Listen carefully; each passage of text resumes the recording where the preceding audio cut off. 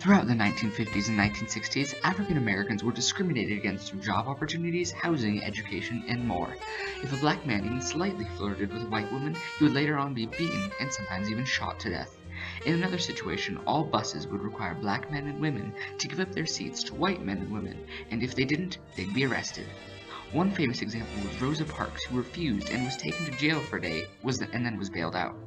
To discriminate even more, they separated the bathrooms for white and black people, making it so they had to have 4 total bathrooms, one for white men, one for white women, one for black men, and one for black women.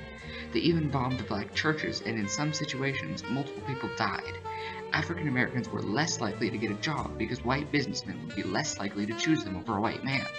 Even when it came to education, African Americans were provided with poorer schools, with worse teachers and lowering teaching budgets. In the late 1950s and early 1960s, certain groups began fundraising and helping African Americans by building better schools, homes, and churches for them.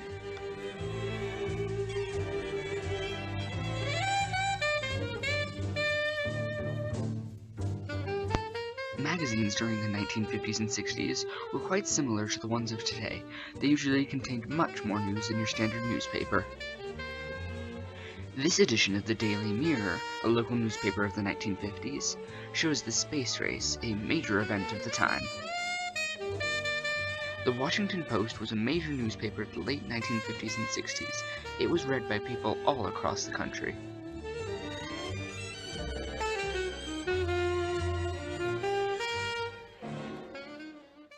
I believe that this nation should commit itself to achieving the goal, before this decade is out, of landing a man on the moon and returning him safely to the earth.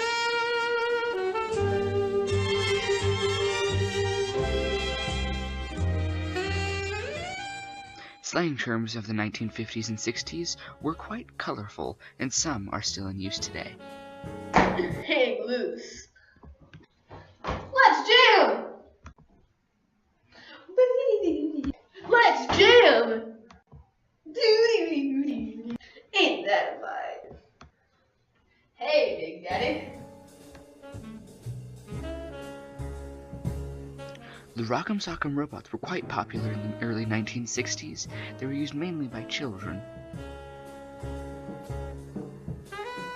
Packaging in the 1950s and 60s really had lots of bright colors and sometimes featured cartoon characters or popular figures of the time.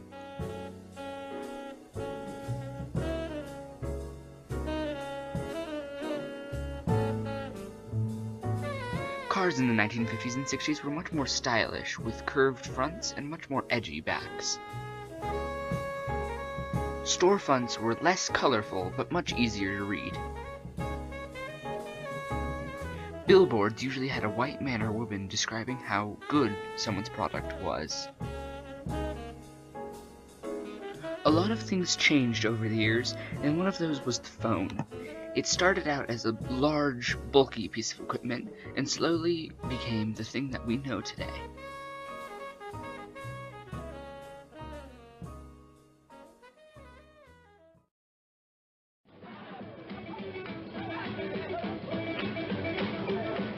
Few music videos were produced during this era, but those that were usually were of live performances.